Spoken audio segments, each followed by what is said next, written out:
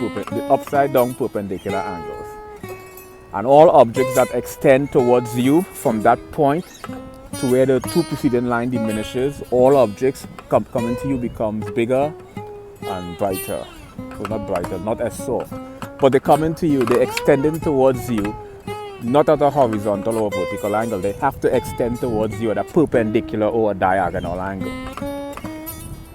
So this perpendicular and diagonal angle illustrates is a substitute for the up-down. What perpendicular and diagonal angle does on the vanishing point is what gives the optical illusion of up-down. And what you're really seeing is an optical illusion, because this perpendicular angle that these objects are running on. Some may be soft, some